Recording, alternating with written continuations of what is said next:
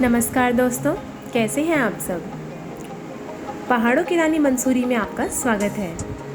जी हाँ दोस्तों, आज हम हैं पहाड़ों की रानी मंसूरी में कैंपटी फॉल्स में। आज मैं आपको मंसूरी के कुछ प्रमुख पर्यटक स्थलों में लेके जाऊंगी, जिसमें से नंबर 1 पर है कैंपटी फॉल्स। मंसूरी भारत के उत्तराखंड राज्य का एक पर्वतीय नगर है, जिसे पहाड़ों की रानी के नाम से भी जाना जाता है।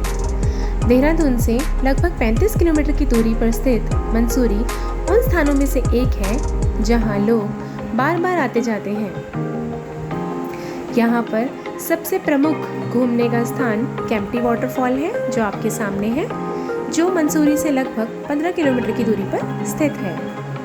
यहाँ पर आप अच्छे व्यंजन ट्राई कर सकते हैं और आपको 100 रुपये से लेकर 200 रुपये तक कपड़े रेंट पे मिल जाएंगे, जहाँ पे आप आराम से एंजॉय कर सकते हैं। मसूर नाम मंसूरी से लिया गया है।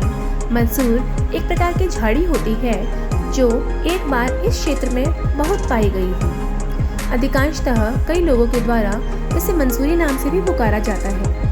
यह खूबसूरत हिल स्टेशन यहाँ स्थित प्राचीन मंदिरों, पहाड़ियों, झरनों, घाटियों, वन्य जीव अभयारण्यों और शैक्षिक संस्थानों के लिए लोकप्रिय है।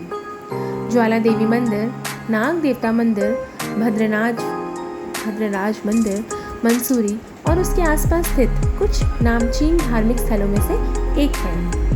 यहाँ का ज्वाला देवी मंदिर देवी दुर्गा माँ को समर्पित है। समुद्र तल से लगभग 2100 मीटर की ऊंचाई पर स्थित यह मंदिर हिंदुओं के बीच महान धार्मिक महत्व रखता है। इस मंदिर में पत्थर की बनी हुई एक मूर्ति स्थापित है। इसके अलावा अन्य मंदिरों में नाग देवता मंदिर है, जो नागों के भगवान को समर्पित है। हिंदू पर्व नाग पंचमी के दौरान इस मंदिर में बड़ी संख्या में भक्त दर्शन करने के लिए जाते हैं। इसके अलावा यहाँ स्थित खूबसूरत पहाड़ियों गन हिल, लाल टिब्बा और नाग टिब्बा के लिए प्रसिद्ध है। यहाँ का आप व्यंजन देखिए, यहाँ का व्यंजन बहुत ही पॉपुलर है। गन हिल पहाड़ी समुद्र तल से लगभग 2122 मीटर की ऊंचाई पर स्थित है। यहाँ से आप ट्रॉली से भी जा सकते हैं और लोकल गाड़ी से भी जा सकते हैं। यह मंसूरी की दूसरी सबसे ऊंची पहाड़ी है, जो बेहद ऐतिहासिक महत्व रखती है। स्वतंत्रता पूर्व युग के दौरान इस पहाड़ी से हर दोपहर को तोप से गोला दागा जाता था, ताकि स्थानीय लोगों को समय बताया जा सके। उस समय लोग अपनी घड़ियों को उसी अनुसार सेट कर लिया करते थे। वर्तमान में मंसूरी का पानी जलाशय इस पहाड़ी पर स्थित है। यहाँ की पहाड़ी पर पर्यटकों के बीच रोपवे पर सैर करना काफ़ी लोकप्रिय है। अभी हम पहुँच गए हैं कैमल बैक रोड में। अब मैं आपको कैमल बैक रोड के बारे में बताऊंगी। कैमल बैक रोड एक बहुत ही लंबी सड़क है, जो लाइब्रेरी पॉइंट से शुरू होकर कुलड़ी बाज़ार तक पहुंचती है। यह रोड आकर में बिल्कुल ऊँट के समान लगती है। इसी कारण इस मार्ग का नाम कैमल्स रोड रखा गया है, क्योंकि इसकी जो शेप है फ्रेंड्स, वो कैमल की शेप की बनी हुई है। सामने की पहाड़ियाँ देखिए, बहुत ही खूबसूरत जगह है ये दोस्तों। अगर आप मंसूरी में आए हैं तो कैमल बैक रोड को आप मिस नहीं कर सकते। इस सड़क को मंसूरी पब्लिक स्कूल के नाम से भी देखा जाता है।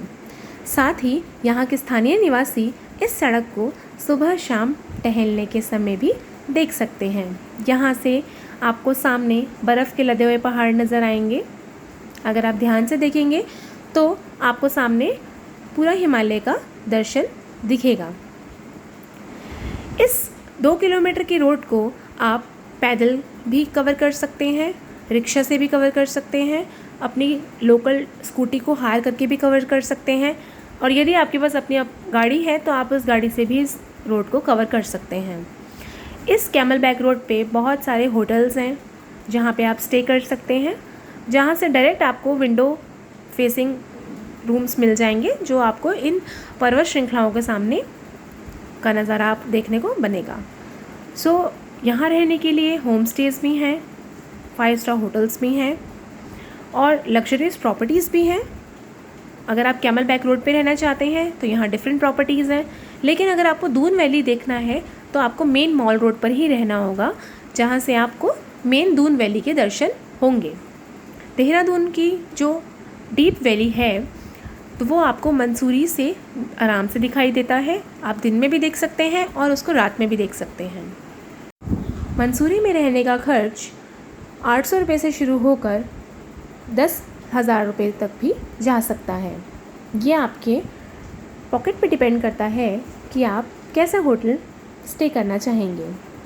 सो अगर आप बजट को सेव करके चलना चाहते हैं फ्रेंड्स, तो आपको सस्ते होटल्स भी बहुत आराम से यहाँ मिल जाएंगे और होम स्टेज भी मिल जाएंगे।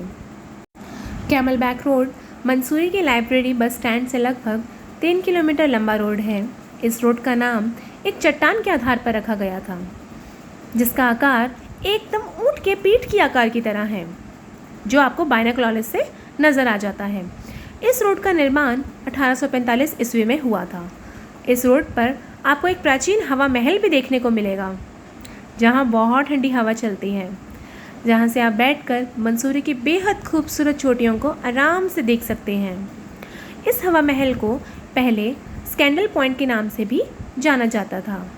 ज़्यादातर घूमने आए पर्यटक यहाँ पर आकर हिमालय की चोटियों को बहुत करीब से देखना चाहते हैं, जिसके लिए यहाँ पर टेलीस्कोप की सुविधा भी उपलब्ध है। यहाँ से 4 धाम यानी बद्रीनाथ, केदारनाथ, गंगोत्री, यमुनोत्री धाम की चोटियाँ भी दिखाई देती हैं। सो फ्रेंड्स, आप जब भी मंसूरी आएँ तो कैमल बैक रोड को ज़रूर कवर करें। ये सिर्फ 3 किलोमीटर लंबा स्ट्रेच है, जिसको आप रिक्शे से कवर कर सकते हैं, जो मात्र 400 रुपये लेता है।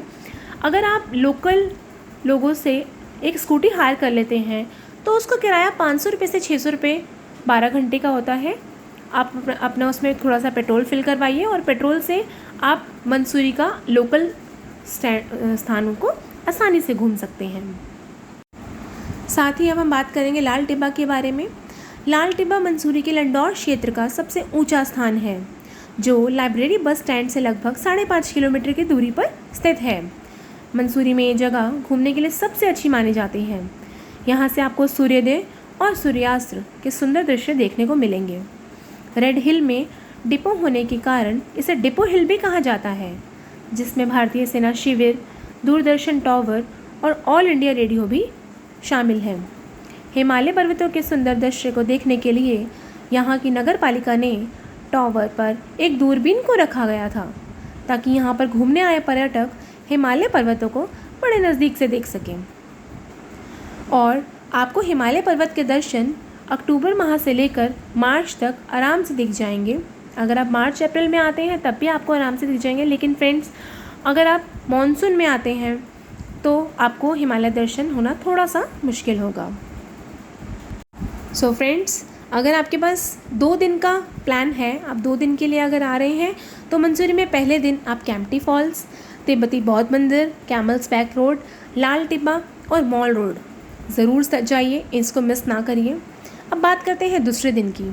आपको दूसरे दिन कहाँ जाना है? देखिए, दूसरे दिन आप हाथी पाँव, जॉर्ज एवरेस्ट, क्राइस्ट चर्च और कंपनी बाग जैसी सुंदर जगहों पर भी घूम सकते हैं। और हाँ, अगर आपको मंसूरी में ट्रैकिंग करना है तो सितंबर से लेकर जून तक का समय सबसे अच्छा है, क्योंकि गर्मियों के दौरान यहाँ पर बिल्कुल भी गर्मी नहीं होती। लेकिन अगर आपको स्नोफॉल का लुत्फ़ उठाना है तो आप जनवरी से फरवरी के बीच में आइए, उस समय आपको स्नोफॉल बहुत इजीली मिल जाएगा।